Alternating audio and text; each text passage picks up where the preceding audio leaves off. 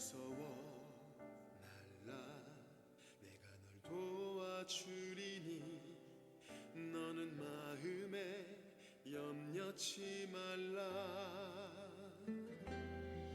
두려워 말라. 너와 함께함이니 놀라지 말라. 나는 내 하나님 됨이니 무서워 말라.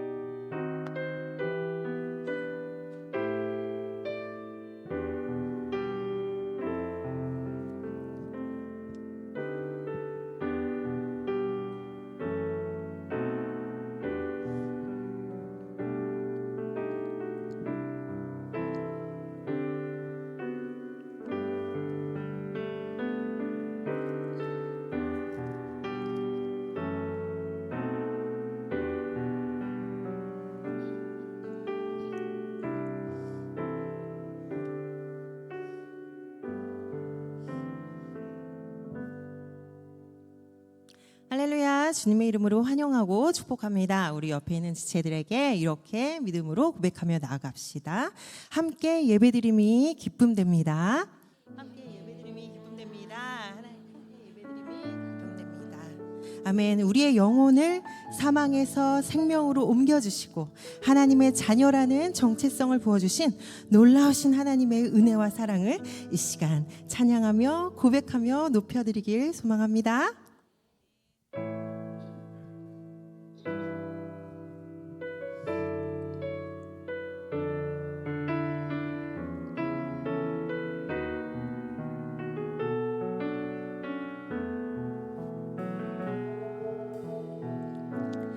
아무런 자격도 없는 나를 위해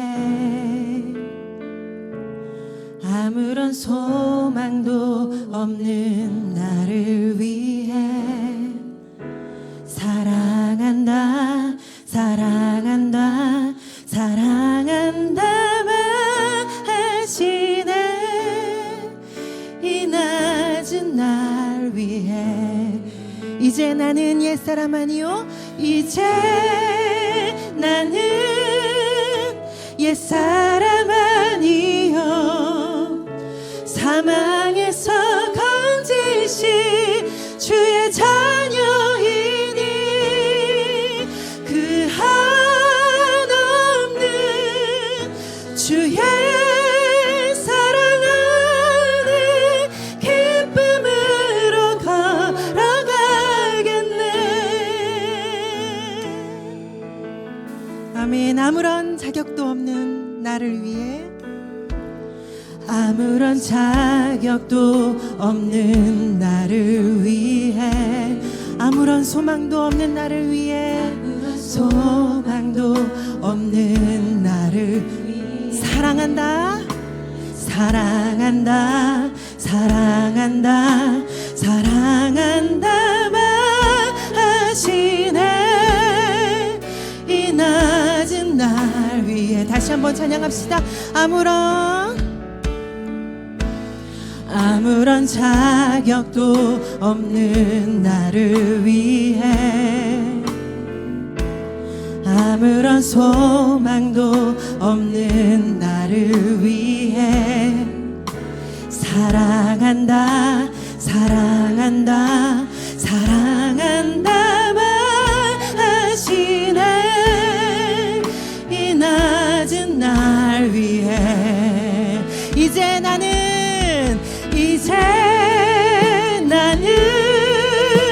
옛사람 아니요 사망에서 건지신 주의 자녀이니 그 한없는 주의 사랑 안에 기쁨으로 걸어가겠네. 이제 나는 옛사람 아니요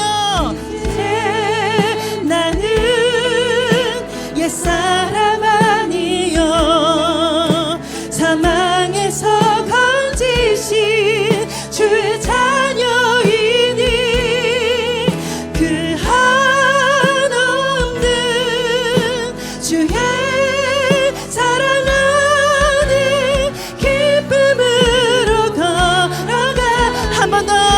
이제 나는 옛사람 아니요 이제 나는 옛사람 아니요 사망에서 건지신 주의 자녀 아멘.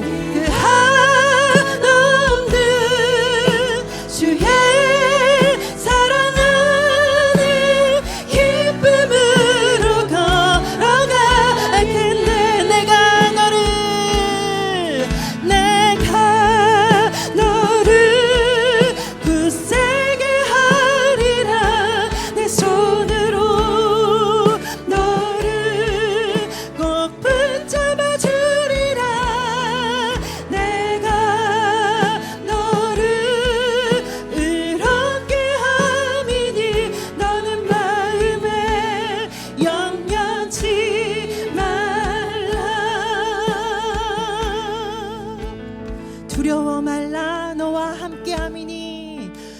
두려워 말라 너와 함께함이니 놀라지 말라 내가 널 도와주리니 나는 내 하나님이니 무서워 말라 무서워 말라 내가 널 도와주리니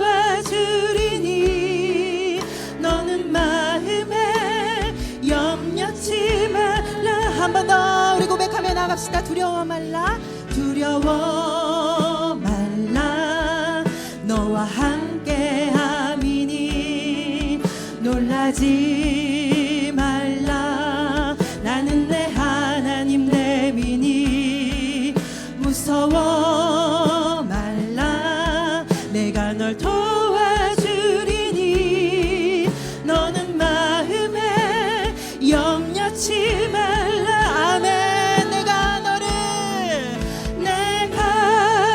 너를 굳세게 하리라 내 손으로 너를 꼭 붙잡아 주리라 내가 너를 의롭게 함이니 너는 마음에 염려치 말라 내가 너를 의롭게 함이니 내가 너를 굳세게 하리라 내 손으로 너를 꼭 붙잡아 주리라 내가 너를 의롭게 함이니 너는 마음에 염려치 말라 나는 너의 하나님이니 나는 너의 하나님이라 하늘을 지은 창조주라 땅의 소산을 베푸는 자 나는 여호와니라 나의 의로 부름 받은 자 나의 찬송을 부르는 자 너는 두려워 말라 두려워 말라 내가 너를 굳세게 하리라 내 손으로 너를 꼭 붙잡아 주리라 아멘 내가 너를 의롭게 함이니 너는 마음에 염려치 마 한 번 더 우리 고백하며 나갑시다. 하나님 내가 주님께서 우리를 굳세게 하실 것입니다. 주님께서 우리를 붙잡아 주실 것입니다. 아멘 주님이 우리를 의로 옷 입혀 주실 것입니다. 아멘 내가 너를 의롭게 함이니 너는 마음에 염려치 말라 아멘 우리의 염려를 감사와 찬양으로 바꿔드리길 원합니다. 할렐루야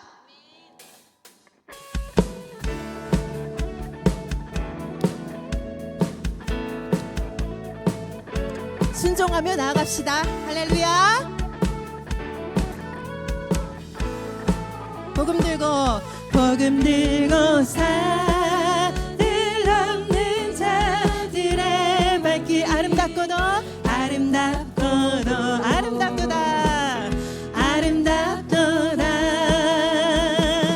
평화 전하며 복된 소식을 외치네 주다스를 시네 주다스를 시네 주다스를 시네 주다스를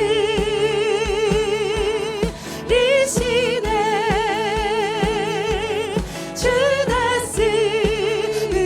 주다스를 시네 아멘 다시 복음 들고 사들 없는 자들의 밝기 아름답도다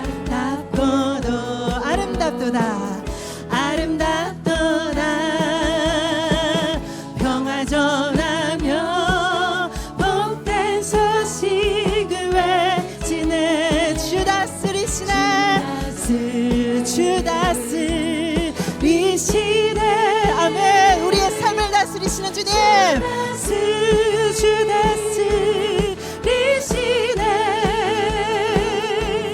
주 다스리시네.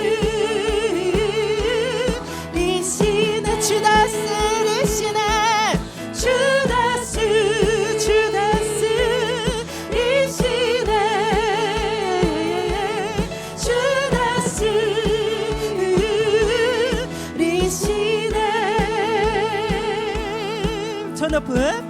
저 높은 하늘 위로 밝은 태양 떠오르듯이 난 주저앉지 않으리. 아멘. 어떤 어려움에도 주의 길을 선택하리. 빛 가운데로 나가리. 빛 가운데로 걸으리. 아멘. 주님의 크게 보는 믿음 가지고 세상에 나타내리라. 놀라운 주의 사랑을 주의 꿈을 안고 일어나리라. 선한 능력으로 일어나리라. 이 땅의 부흥과 회복은 누구? 바로 나로부터 시작되리. 주의 꿈을 안고 일어나리라. 선한 능력으로 일어나리라.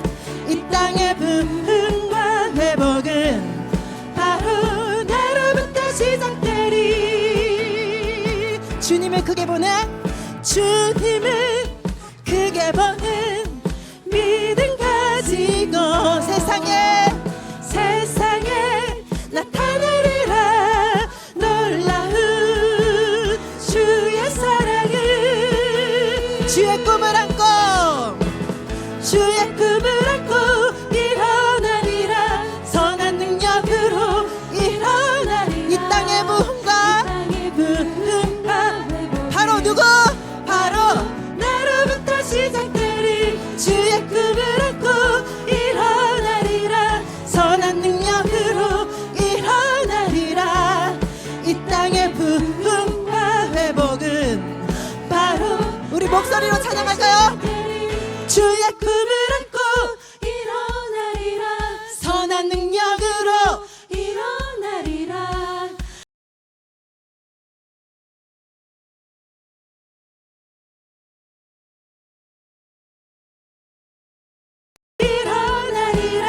선한 능력으로 일어나리라.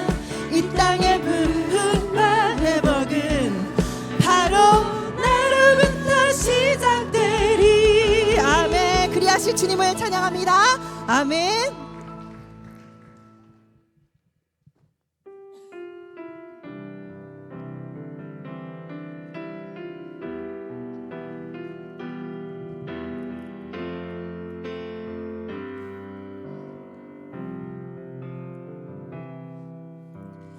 말씀 앞에서 경외함으로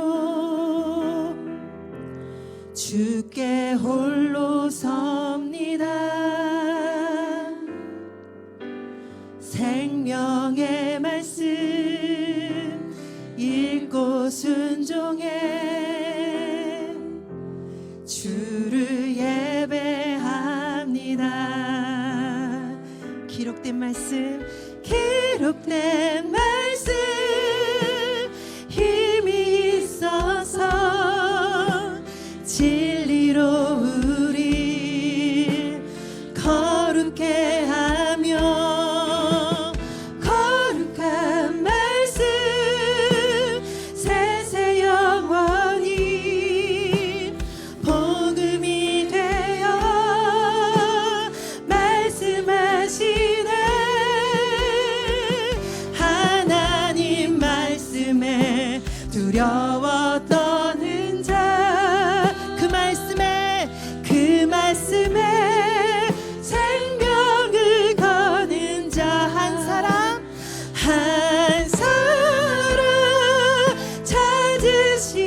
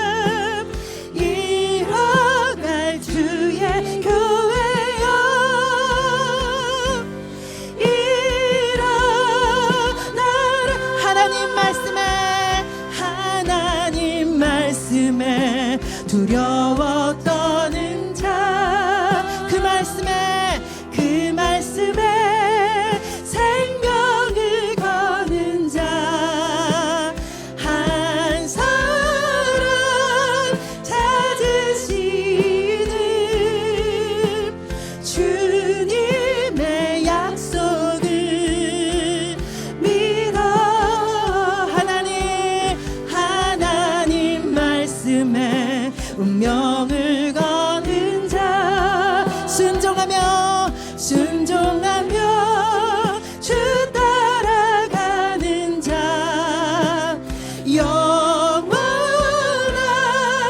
하나님 나라 일어날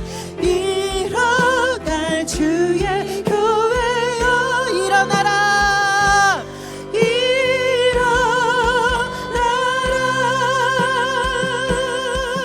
아멘. 우리 이 시간 예배를 위해서 함께 기도함으로 나가도록 하겠습니다. 사랑하는 하나님 아버지, 닫혀진 마음과 문을 열 수 있는 것 내 힘과 능력으로 되지 않는다는 것 오직 주의 은혜와 성령의 능력으로 열리게 될 줄 믿사오니 주님께 찬양할 때 믿음을 주셔서 찬양이 주님께 올려드리는 기도가 되고 믿음의 선포가 되어 하나님의 방법으로 역사하시고 일하셔서 우리의 삶에 주님의 뜻을 이루어 가 주옵소서. 기도할 수 있음에 찬양할 수 있음에 예배드릴 수 있음에 감사드리며 사랑이 많으신 우리 구주 예수 그리스도의 이름으로 기도합니다. 아멘.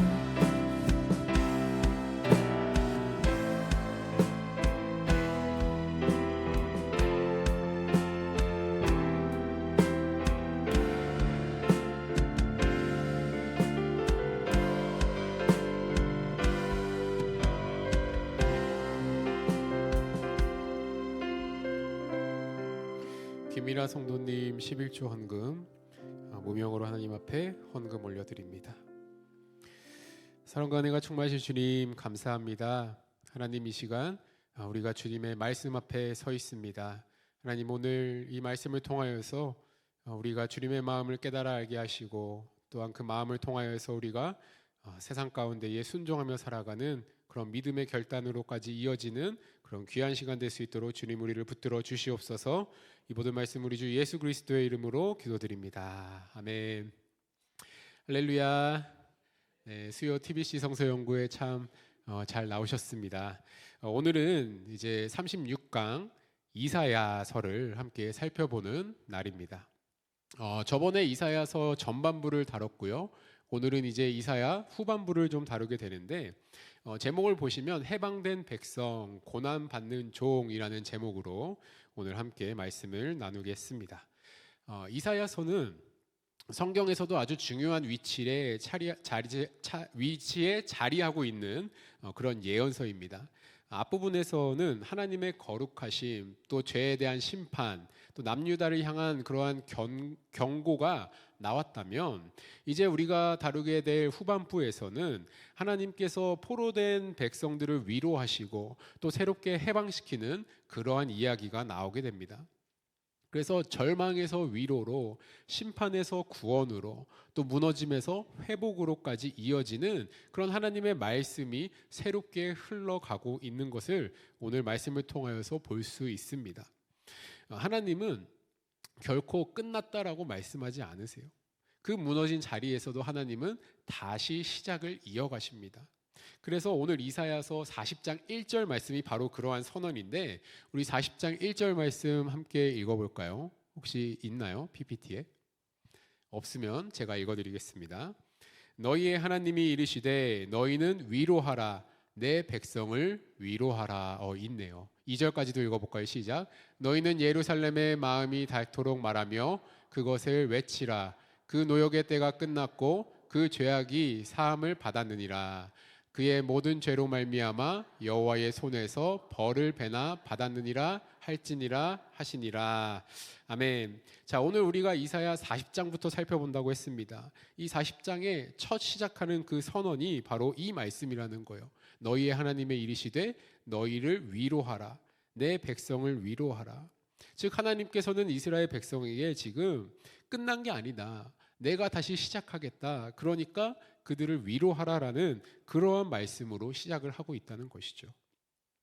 그래서 오늘 우리는 이러한 질문을 하며 함께 시작해 보면 좋을 것 같습니다. 하나님은 왜 고난 중에 있는 그러한 백성들을 위로하라라고 하셨을까요? 하나님이 주시는 진짜 해방은 과연 무엇일까요?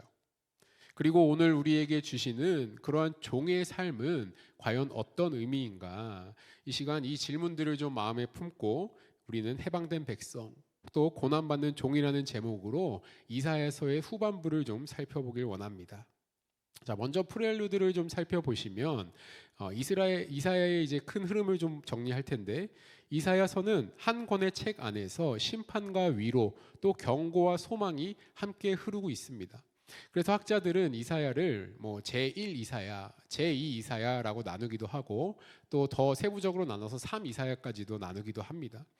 그런데 이 1장에서 39장까지 저번에 살펴본 그 말씀을 좀 기억해 보시면 그 말씀은 하나님께서 돌아오라, 그렇지 않으면 무너진다라는 그러한 말씀을 하셨고, 오늘 살펴볼 40장에서 66장까지는 이제 무너졌으니 내가 다시 세우겠다라는 그러한 말씀을 하고 계십니다. 그래서 하나님은 죄에 대해서 엄격하시지만 회복에는 더 풍성하신 분이라는 것이죠. 그래서 오늘 우리가 다루는 40장에서 66장에서는 수년 동안 바벨론의 땅에서 포로로 살아가면서 좌절하고 절망했던 그런 이스라엘 백성에게 또 하나님께 버림을 받았다라는 그러한 좌절감에 빠져서 살고 있는 이러한 포로민들에게 너희의 하나님이 이르시되 너희는 위로하라, 내 백성을 위로하라라는 그러한 말씀을 전하며 끝난 것이 아니다, 이제 다시 시작하라라는 그런 해방과 나팔의 소리를 들려주고 있는 것입니다. 즉 하나님은 이스라엘 백성을 아직 포기하지 않으셨다라는 것이죠. 출애굽기에 보면 이스라엘 백성들이 애굽의 노예로 있다가 해방을 당합니다. 모세를 통해서 출애굽을 하죠. 이것이 이스라엘 백성에게 첫 번째 해방이라면 이제 시간이 한참 지나서 바벨론의 포로가 되었어요. 이제 이 민족은 두 번째 해방을 맞이하게 되는 것입니다.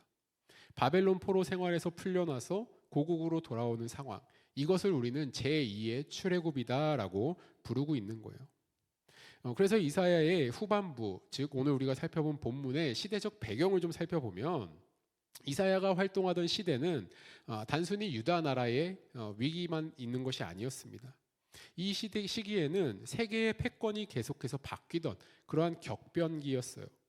그래서 아수르가 무너지고 바벨론이 일어나고 또 그 바벨론을 또다시 페르시아가 집어삼키는 그러한 소용돌이 가운데에 이 조그만한 나라였던 유다가 있었다는 것이죠. 아수르가 무너지고 바벨론이 일어나고 남유다가 멸망하는 그 역사의 한 가운데에서 하나님이 심판과 구원을 동시에 그들에게 말하고 있다라는 것입니다. 그때 이 남유다의 왕들은 하나님께 매달리는 대신에 강대국의 줄을 서는 그러한 정치를 했어요. 그래서 그것 때문에 그들이 멸망을 하게 되죠. 그 중에서도 18대 왕의 여호야김이라는 왕이 있었는데 그는 겉으로는 바벨론에게 복종하는 척을 했지만 애굽 편에 서서 바벨론을 배신했습니다. 그래서 바벨론의 왕이 분노해서 예루살렘을 침공하죠. 그때 왕이었던 사람이 여호야김의 아들인 여호야긴이에요. 김과 긴이 조금 헷갈리는데 이 여호야긴이라는 왕은 겨우 18세의 어린 왕이었습니다. 그래서 바벨론이 예루살렘을 점령하고 성전의 기물들을 다 약탈하고 수많은 지도자와 백성들을 다 포로로 끌고 갔죠. 그것이 바로 1차 포로기입니다. 그리고 나서 바벨론이 이 여호야긴이라는 그 왕을 대신해 그의 삼촌인 시드기야를 왕으로 세워요. 그러나 시드기야 역시 하나님의 말씀을 순종하지 않죠. 또다시 애굽을 의지하면서 반바벨론의 정책을 펼칩니다. 결국 이 느부갓네살 왕이 다시 군대를 이끌고 가서 예루살렘을 침공해요. 그때가 바로 주전 587년에서 586년경이었어요. 그게 바로 예루살렘의 최종 멸망이었습니다. 성전이 불타버리고 성벽이 무너지고 백성들은 사방으로 다 흩어져 버린 것이죠. 그리고 그날 이후로 이스라엘 백성들은 나라를 잃어버립니다. 그리고 하나님의 백성이었던 이스라엘 백성들은 바벨론의 포로로 살아가게 되었다는 것이죠. 그때가 주전 538년인데 그때부터 페르시아의 고레스 왕이 포로 귀환 칙령을 내릴 때까지 약 49년간 바벨론에서 포로 생활을 했다는 것이죠. 이사야서 후반부는 바로 이 시대에 쓰여진 책입니다. 나라를 잃고 예배가 다 사라지고 모든 희망이 끊어진 것과 같은 그러한 절망의 시대에 하나님은 그들에게 위로의 말씀을 선포하고 계시다는 거예요. 자, 그런데 이 시대적 배경을 좀 쭉 들어보시니까 어떠세요? 익숙하신 거 같지 않으세요? 어디서 많이 들어보신 것 같지 않으세요? 기억이 안 나시는군요. 다니엘과 같은 시대입니다. 다니엘과 같은 그러한 역사적 배경을 가지고 있어요. 그러나 다니엘은 바벨론 궁정 안에서 믿음을 지킨 한 사람의 이야기라면 이사야서는 포로가 된 백성 전체를 향한 하나님의 선포된 말씀을 말하고 있습니다. 그러니까 시대는 같지만 관점이 다르다는 것이죠. 다니엘은 믿음의 승리를 보여주고 이사야는 위로와 해방을 보여주고 있습니다. 자, 그래서 오늘 우리가 함께 볼 주요 내용은 세 가지가 있는데, 첫째는 아름다운 소식을 전하는 자의 소리가 있고요. 두 번째는 고난받는 여호와의 종, 세 번째는 새 하늘과 새 땅, 하나님의 응답. 이렇게 세 가지 내용을 통하여서 이사야서 후반부를 좀 살펴보길 원합니다. 이사야 39장까지는 계속해서 심판의 말씀이 나와요. 회개하란 말씀이 나오지만 40장에 와서는 이제 하나님이 위로와 희망을 주는 그러한 말씀을 하십니다. 우리 1장에서 1절에서 2절 말씀 다시 한번 읽어볼까요? 시작. 너희의 하나님이 이르시되 너희는 위로하라. 내 백성을 위로하라. 너희는 예루살렘의 마음에 닳도록 말하며 그것에게 외치라. 그 노역의 때가 끝났고 그 죄악이 사함을 받았느니라. 그의 모든 죄로 말미암아 여호와의 손에서 벌을 배나 받았느니라 할지니라 하시니라. 아멘. 하나님은 심판으로 끝내지 않으십니다. 이스라엘은 하나님의 징계를 받았지만 하나님은 그들을 완전히 버리지 않으셨어요. 하나님의 징계는 그들을 완전히 멸망시키려고 주신 것이 아니라 그들을 회복하시기 위한 그러한 과정이었습니다. 그래서 심판의 목적은 그들의 멸망이 아니라 다시 하나님께서 그들을 살리시기 위한 그러한 사랑의 손길이었다는 것이죠. 이제 하나님은 이 심판의 어두운 터널을 지나서 위로의 새 날을 열어가시고 계십니다. 너희의 노역이 끝났고 너희 죄가 사함받았다라는 그 말씀은 모든 것이 끝났다라는 말씀이 아니라 이제 다시 시작하자, 이제 나와 함께 하자라는 그런 하나님의 초대인 거예요. 회복의 약속이 담긴 구원의 선포였다는 것이죠. 하나님은 그들에게 너희의 모든 죄를 용서해 주겠다, 그들을 다시 풀어주겠다라고 약속하십니다. 자, 여기서 중요한 것은 이 모든 회복의 주체가 이스라엘이 아니라는 거예요. 바로 하나님이시라는 겁니다. 회복은 인간의 결심이나 의지에서 시작하는 것이 아니에요. 이스라엘은 아무런 힘도 없었습니다. 그런 이스라엘을 포로에서 해방시킨다는 것은요, 오직 하나님의 능력이었어요.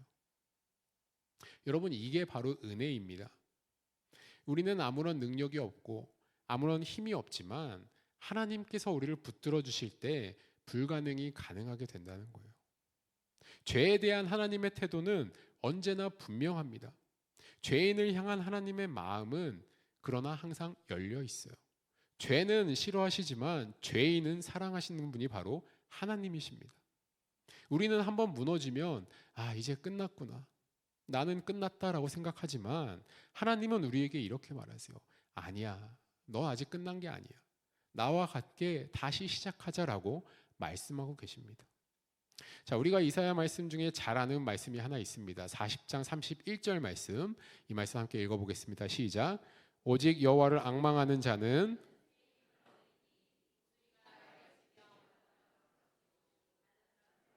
곤비하지 아니하겠고 걸어가도 피곤하지 아니하리로다. 아멘. 이 말씀으로 된 찬양도 있죠. 새 힘은 인간의 노력에서 나오는 것이 아닙니다. 새 힘은 오늘 말씀에 여호와를 앙망하는 자, 즉 하나님을 바라보는 자에게만 주어지는 거예요. 우리가 지쳐 있을 때, 우리가 낙심하고 있을 때 필요한 것은요, 더 강한 의지가 아닙니다. 더 좋은 환경의 변화가 아니라는 거예요. 우리가 필요한 것은 바로 하나님을 바라보는 그 믿음입니다. 여호와를 앙망하는 자, 주님을 바라볼 때에 하나님께서 우리에게 새 힘을 불어넣어 주신다는 것이죠. 그래서 신앙은요, 나 혼자 버티는 것이 아닙니다. 하나님께 다시 기대는 거예요. 하나님께 다시 나아가는 거예요. 그분을 바라볼 때에 우리 안에서 독수리처럼 다시 날아오를 힘이 생기게 되는 것입니다. 이스라엘의 구원의 방법은 인간이 전혀 생각할 수 없는 방법으로 이루어졌어요. 하나님은 이스라엘이 의지하던 그 애굽도, 그들을 억압하던 바벨론도 아니라 전혀 뜻밖의 사람을 사용하셔서 이스라엘을 구하십니다. 누구를 사용하셨느냐? 바로 페르시아의 왕 고레스를 사용하셨는데 성경에서는 고레스에 대해서 이렇게 말해요. 이사야 44장 28절과 또 45장 1절을 보면 이렇게 말합니다. 고레스에 대하여는 이르기를 내 목자라 그가 나의 모든 기쁨을 성취하리라. 또 45장 1절에는 이렇게 말합니다. 여호와께서 그의 기름 부음을 받은 고레스에게 이같이 말씀하시되. 자, 이 구절들을 보면 하나님께서 고레스를 나의 목자라고 부르시죠. 나의 기름 부음 받은 자라고 부르고 계십니다. 그런데 이 말이 얼마나 놀라운 말이냐면요. 고레스는 하나님을 믿는 사람이 아니었어요. 고레스는 하나님을 모르는 사람이었습니다. 그런데 하나님께서는 그를 나의 목자라고 하시고 그를 나의 기름 받은 자라고 말합니다. 이사야 45장 4절을 보면요. 하나님께서 이렇게 말씀하시거든요. 너는 나를 알지 못하였을지라도 내게 칭호를 주었노라. 고레스는 하나님을 몰랐어요. 그런데도 하나님은 고레스를 아셨습니다. 고레스는 하나님을 예배하지 않았지만 하나님은 그럼에도 불구하고 고레스를 도구로 쓰셨다는 것이죠. 여기서 우리가 봐야 할 것은 무엇일까요?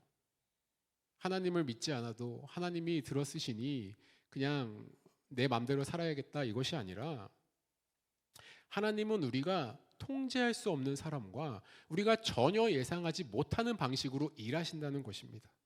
전혀 준비하지 않은 타이밍에 하나님은 우리에게 구원의 문을 여시는 분이라는 거예요. 이스라엘이 구원받은 이유는요, 그들의 신실함 때문이 아닙니다. 하나님의 신실함 때문이었어요.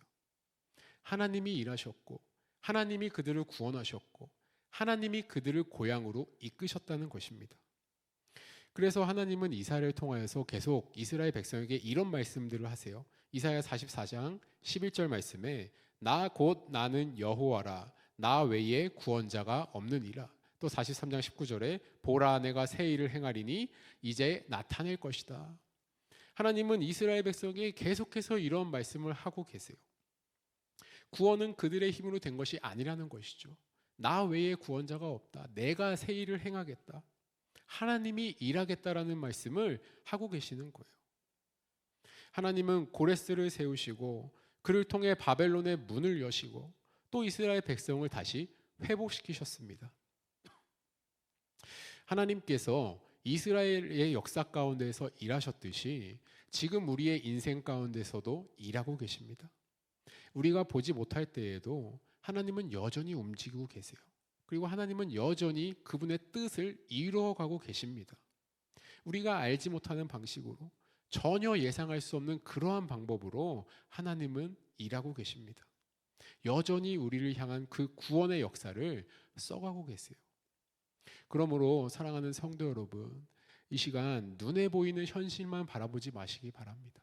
내 앞에 있는 장애물들, 내 앞에 있는 그러한 것들을 바라보지 말고 그 너머에 계시는 보이지 않게 일하시고 우리의 예측보다 더 앞서서 일하시는 그러한 하나님을 신뢰하시기를 바랍니다.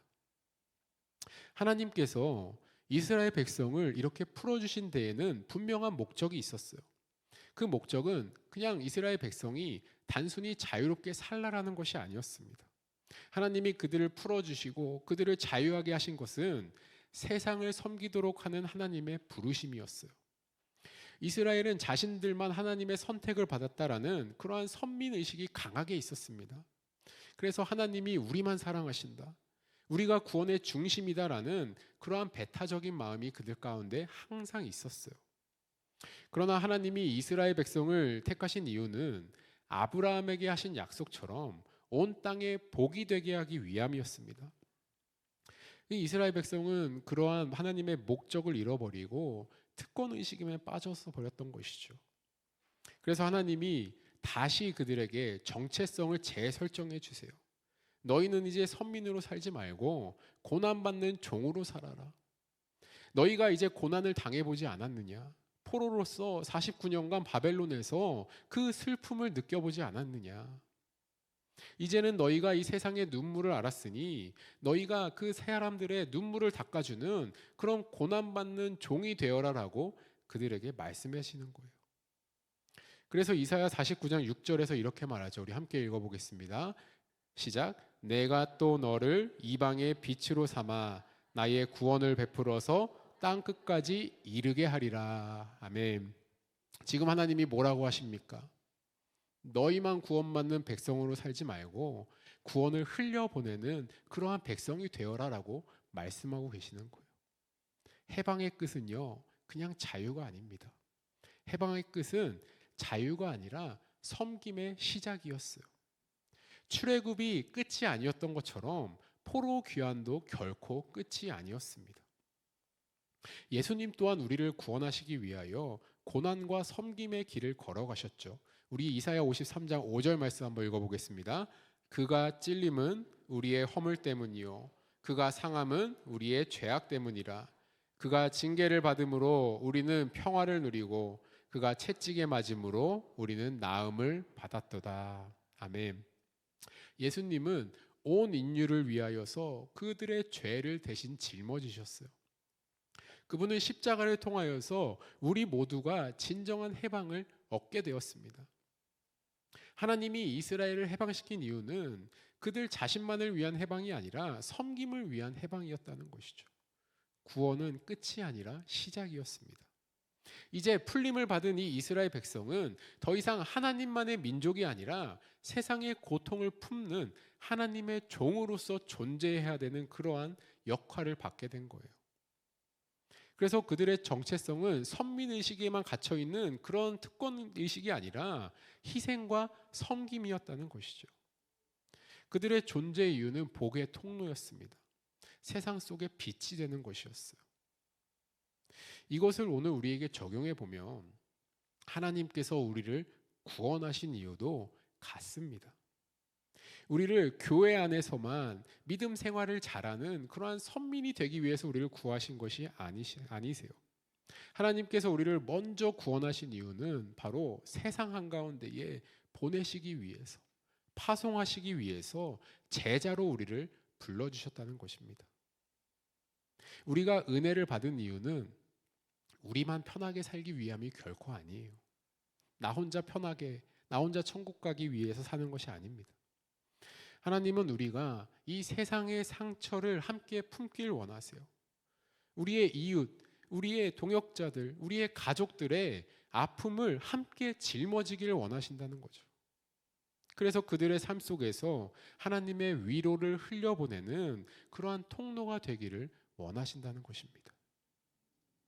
하나님은 우리를 통하여서 가정을 회복시키길 원하시고 우리를 통하여서 우리의 직장과 세상 속에서 하나님의 사랑을 드러내기를 원하세요.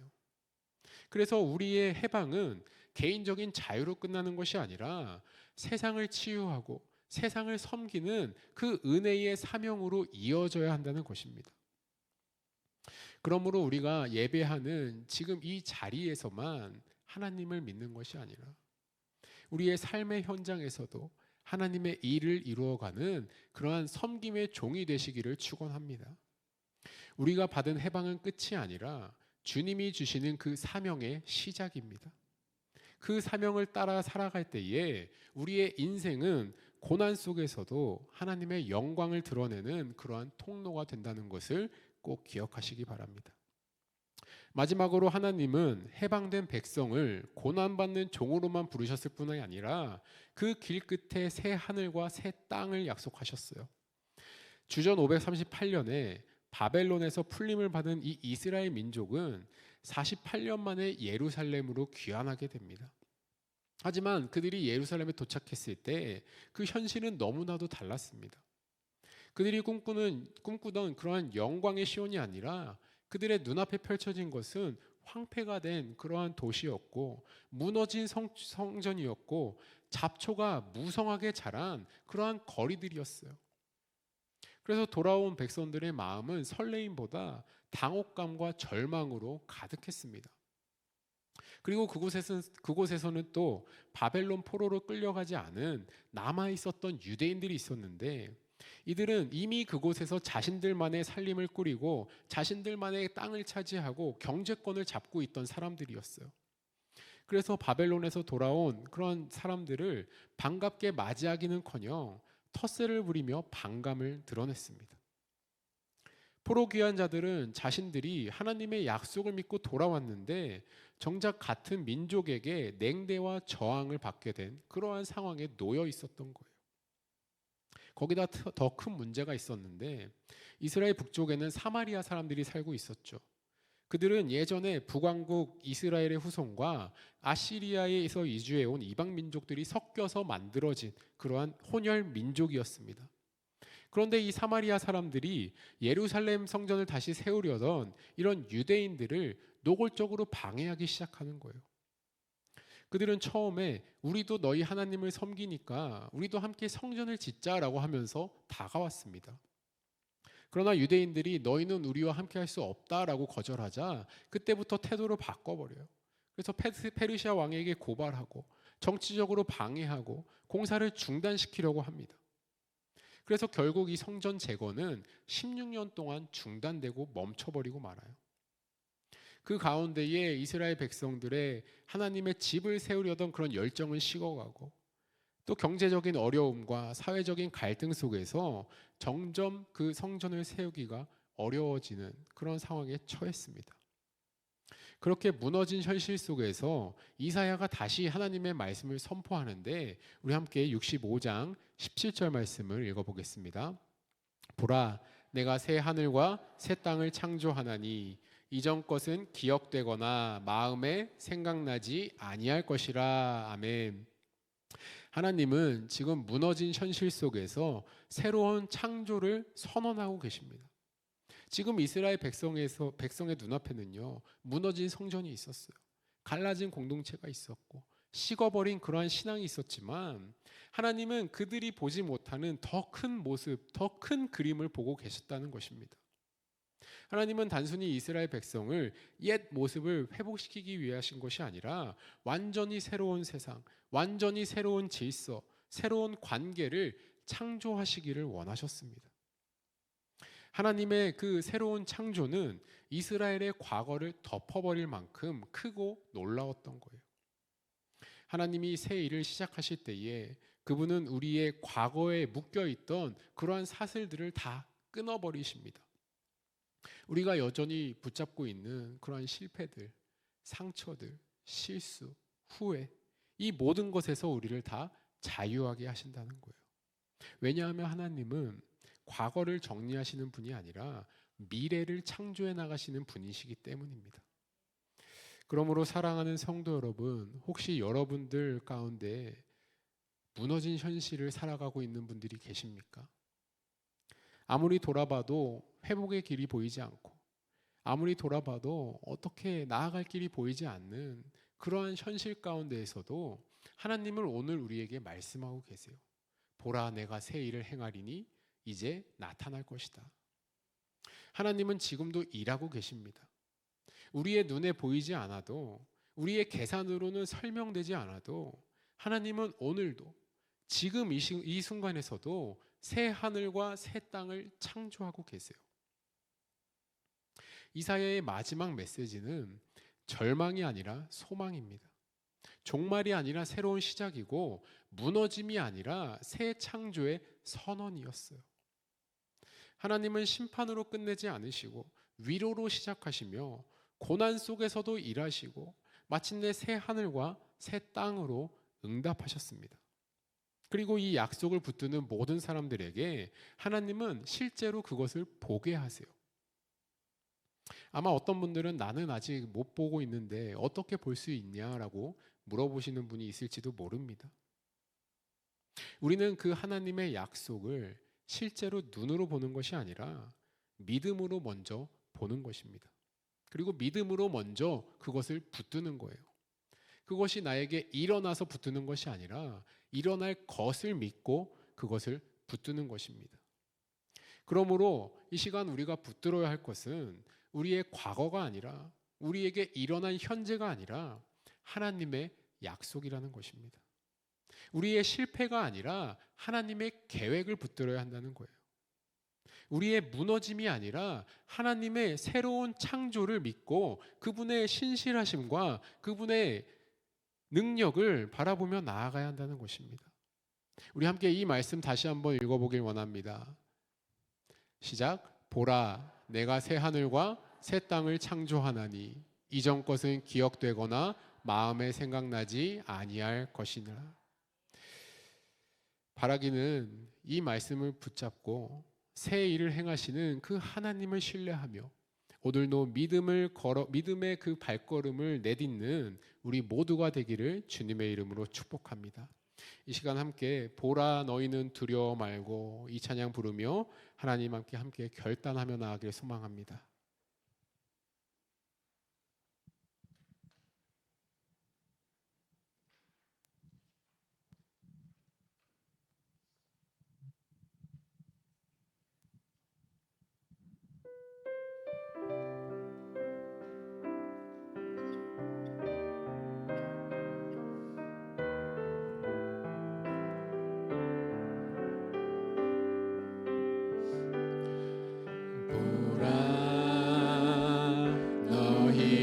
두려워 말고 보라 너희를 인도한 나를 보라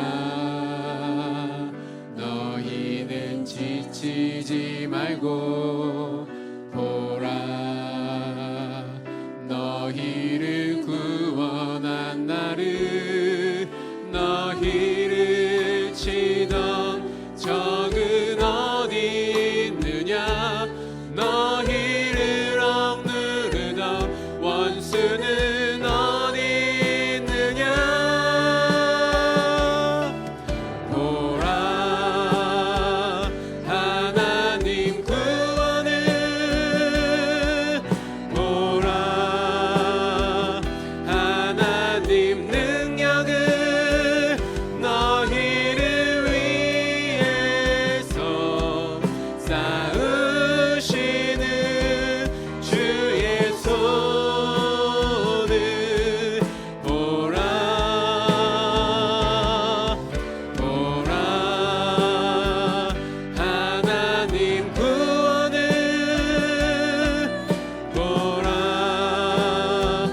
하나님 능력을 너희를 위해서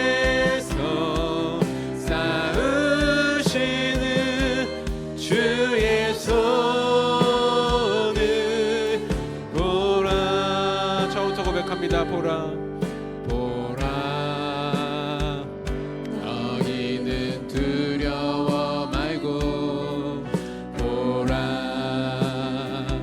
너희를 인도한 나를 보라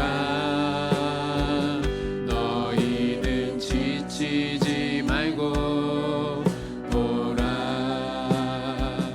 너희를 구원한 나를 너희를 치던 적은 어디 있느냐 너희를 억누르던 원수는 어디 있느냐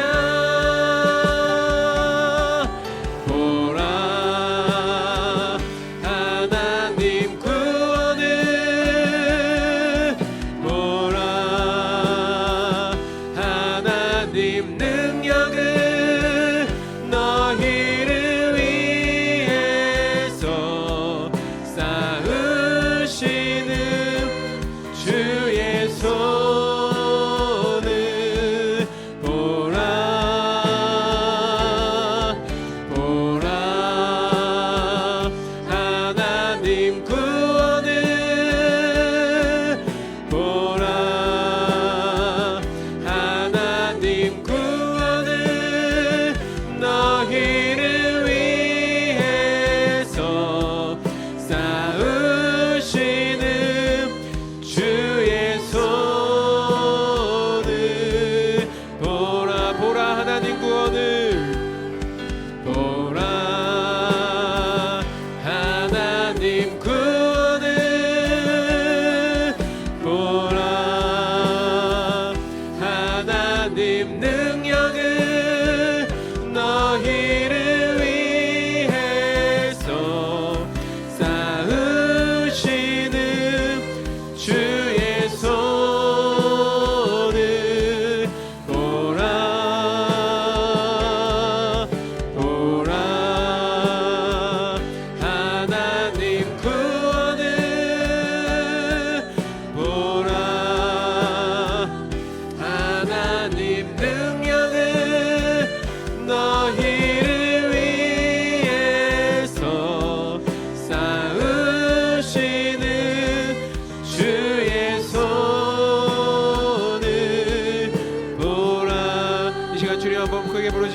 주님 앞에 기도하며 나아갑니다. 주여 아버지, 주님 이 시간 온전히 주님 앞에 나가게 소망합니다. 주님 이 시간 이 예배의 자리로 우리의 발걸음을 인도해 주신 것 감사드립니다. 아버지 말씀을 통하여서 하나님 정말 주님의 마음을 깨닫게 하시고 하나님 이 세상 어려운 세상 가운데서도 하나님 주님 한 번만 바라보고 나아갈 수 있도록 하나님 우리에게 새로운 말씀과 능력과 힘을 더해 주신 것 또한 감사드립니다. 하나님 오늘 하루 이 말씀을 붙들고 살아가길 소망합니다. 하나님 이 세상을 살아갈 때에 하나님 문제를 바라보는 것이 아니라 하나님 주님의 그 약속과 그 말씀을 붙들며 살아가길 소망하오니 주님 우리를 붙들어 주시옵소서. 하나님 우리 마음 가운데 두려움과 하나님 슬픔과 하나님 어려움이 있다면 하나님 이 시간 다 내려놓게 하시고 하나님 정말 능력의 주님만을 붙들며 살아갈 수 있도록 주님 함께하여 주시옵소서. 주님 보라 내가 새 하늘과 새 땅을 창조하시겠다고 하셨으니 하나님 우리가 그 말씀을 붙들고 살아가길 소망합니다. 하나님 이전 것을 생각하지 않고 하나님 앞으로 다가올 주님의 약속과 하나님 주님의 그 미래를 하나님 내려가며 살아갈 수 있도록 주님 우리를 붙들어 주시기를 간절히 원합니다. 하나님 이 시간 두려워하지 않게 하시고 하나님 주님께 인도하신 그 날을 바라보며 나아갈 수 있도록 주님 붙들어 주시옵소서. 하나님 주님께서 우리를 말씀을 통하여서 더욱더 주님을 바라보라고 하셨으니 하나님 이 시간 온전히 주님만 바라보며 나아간 우리 모든 기쁜 교회 성도가 될 수 있도록 주님 붙들어 주시옵소서. 아버지 시간을 순종하며 나갈 수 있도록 붙들어 주시옵소서. 사랑과 자비가 풍성하신 하나님, 오늘 이사야 말씀을 통하여서 주님은 심판의 말씀으로 끝내지 않으시고 무너진 자리에서도 다시 시작하시는 그러한 창조의 하나님을 보게 하시니 감사합니다. 아버지 포로된 백성을 향해 위로하라 말씀하셨던 것처럼 이 시간 우리의 삶 속에서도 동일한 위로를 부어 주시옵소서. 또한 주께서 우리를 해방하신 이유가 특권이 아니라 섬김이라는 것을 기억하게 하시고 고난받는 종의 길을 따라가도록 우리의 마음을 붙들어 주시옵소서. 현실이 여전히 어렵고 불완전할지라도 보라 내가 새 일을 행하겠다라고 약속하신 그 하나님을 바라보게 하시고 새 하늘과 새 땅으로 소망에 품고 믿음으로 한 걸음씩 나아가는 우리 모두가 되게 하여 주시옵소서. 아버지 오늘 들은 그 말씀이 우리의 머리에만 머물리지 않게 하시고 우리의 삶 속에서 열매 맺는 순종으로 이어지게 하옵소서. 이제는 우리 주 예수 그리스도의 놀라우신 은혜와 아버지 하나님의 극진하신 사랑하심과 성령 하나님의 교통하심과 축복하심과 인도하심이 주님이 약속하신 그 말씀을 붙들고 담대함으로 주님을 바라보며 살아가기로 결단하는 우리 모든 성도님들과 그들의 가정과 삶의 자리 위에 이제로부터 영원히 함께 계시기를 간절히 축원하옵나이다. 아멘.